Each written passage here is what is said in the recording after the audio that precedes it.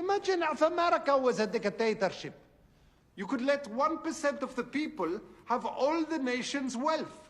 You could help your rich friends get richer by cutting their taxes and bailing them out when they gamble and lose. You could ignore the needs of the poor for healthcare and education. Your media would appear free, but would secretly be controlled by one person and his family. You could wiretap phones. You could torture foreign prisoners. You could have rigged elections. You could lie about why you go to war. You could fill your prisons with one particular racial group, and no one would complain. You could use the media to scare the people into supporting policies that are against their interests. Ah, yes, smiling and grinning in the studio today as we bring you Video Radio and Thoughts with Stevie. I mean, I'm loving it, you know, because it sort of reminds me of my pet goat. Yeah, sort of like that. Yeah. Yeah, okay. I see the correlation there. So while we smile, grin, and jump right in on Stephen Harper's Nightmare, we're going to bring another party in Canada that seems to have a platform. Exactly. So stay tuned. Here we go. Welcome to Vancouver. While glad-handing Vancouver voters, Justin Trudeau says it's time for conservative ideology and fear about marijuana to make way for sound science. The Liberal leader says decriminalization is only a half measure of what he believes should ultimately happen, which is out-and-out legalization. Decriminalization just removes the criminal penalties that are applied to people for having consumed or owning marijuana or having marijuana, and that tends to bog down the legal system and keeps the gangs basically and the criminal elements that are profiting from marijuana. BC Bud is a $6 billion a year illegal industry. Now, as he runs for Prime Minister, Trudeau's sounding like the mayor of Amsterdam. Trudeau appears to have decided that attacking the Harper government's war on drugs could be a winning strategy. Well, this is an issue where the Conservatives are really out of step with the Canadian people. Dana Larson is already pushing a pro-pot political agenda by organizing a referendum in BC. He says Trudeau's new stance will push the issue. If we can win this marijuana referendum in British Columbia, then we would see decriminalization coming into play in our province in early 2015 with a federal election in late 2015. This would ensure that marijuana policy reform was a big issue in the next federal elections. Recent polling suggests 70% of British Columbians already favor legal reform of marijuana laws. We'll have to wait until the federal election in 2015 to find out if Trudeau can turn public support for an idea into actual votes. Peter Granger, CTV News, Vancouver. So what do you think, man? Well, I think he's really got an idea there, you know. He's a good political move. It's a strategy, okay? Definitely. You know, they talk about stuff, and the Conservatives really tried to hammer through that the Liberals were dead, okay? Yeah. And it's obvious they are not. Well, you know, they've got their own zombie working in the Prime Minister's office. And, of course, we have our really progressive Justice Minister as well. Oh, wait a second. Our progressive Justice Minister? Well, I may be overstating that just a little. I tell you what, you use your intellect and remember to check our facts because we're not saying trust us, we're independent media. You got it, right? Is Absolutely. this Mr. McKay? I love coming to work today. Welcome to Radio Free Canada. Drug use is a very serious problem still. It is something that I feel we need to continue to combat. It contributes to a lot of other societal problems, including violence. And I find it quite strange, frankly, that Mr. Trudeau would be talking about legalization as a priority at this time. Our government has no intention of legalization. I would think that Mr. Trudeau should look at other areas in which we can end violence and end drug use and end this societal ill. There's different theories on this. I believe that marijuana can be a gateway drug to more serious and addictive drugs. We know that impaired driving can also involve impairment by drug. We know that the police are very overburdened at times dealing with drug offenses. And so this is an issue that we feel will not be addressed by legalization. I'm open as Justice Minister to examine all issues that pertain to criminal activity in hopes of creating a more efficient and more effective justice system. But straight legalization is not the answer, in my opinion.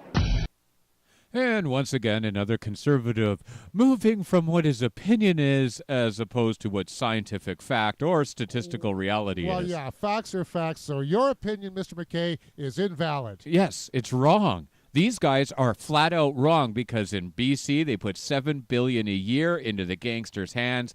That creates the violence. But remember this.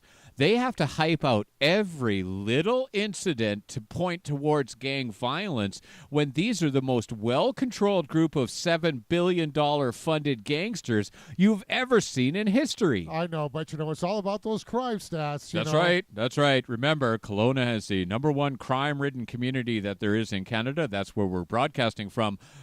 But it's all domestic violence, folks. Or property crime. Or stealing cars or blah, blah, blah, blah, blah. If these guys had jobs, far be it for me to point out any facts or anything. What do you got, brother? Well, recently the Canadian government has decided that the admissions solicited in torture are admissible in a court of law. Yeah. This is how a civilization works, folks. This is progress?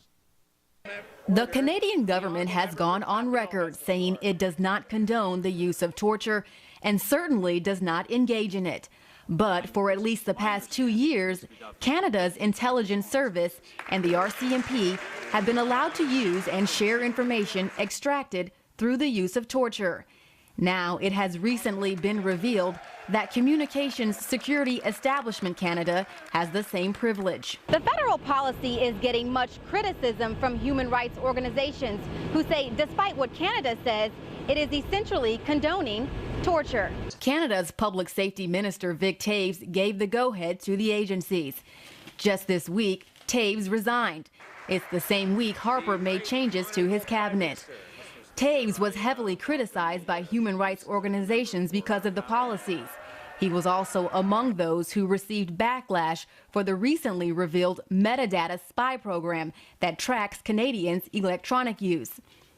Some members of Parliament have pushed to know more about security intelligence-related matters, but have been largely unsuccessful. The CSEC reportedly operates under an annual budget of $400 million and is part of the so-called Five Eyes Intelligence Sharing Network, consisting of Canada, the United States, Britain, Australia, and New Zealand. And like any good minister, the Harper government has made it clear that terrorism is the top national security priority. Under the policy, the government says protecting life and property are the chief considerations when deciding on the use of information that may have been derived from torture.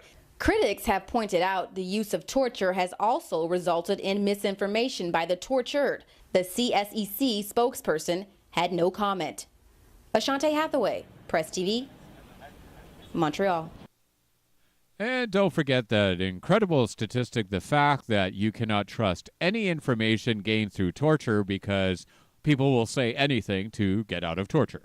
Yes, and of course, every time a government agency says, we have no comment, that means we have nothing to hide. Yeah.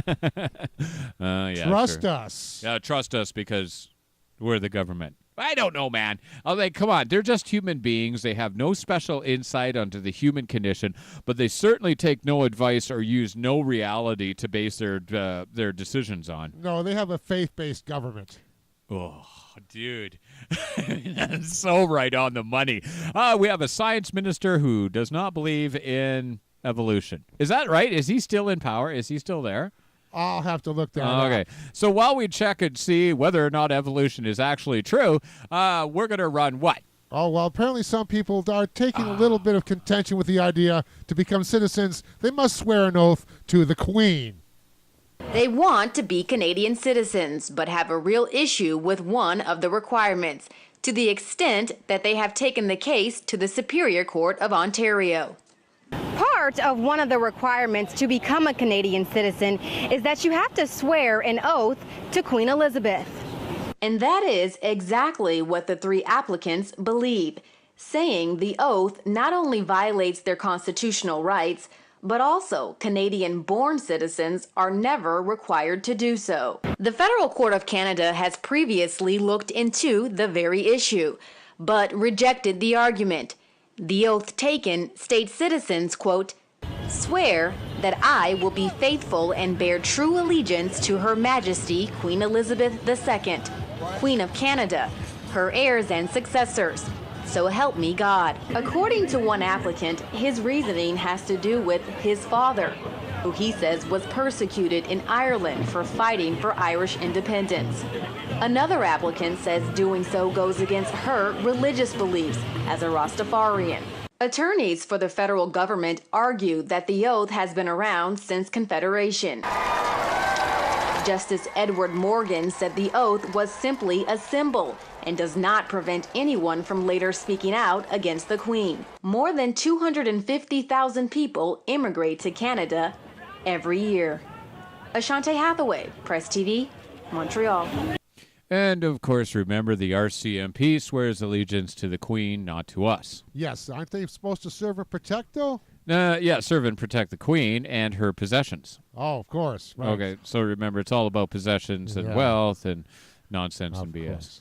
Right away, democracy out the window because swearing allegiance to a queen is just messed up. That is. If you've ever seen the way that Parliament opens when they go and knock on doors and they carry on their medieval little program, it's sick It and is weird. rather weird, Okay. yeah.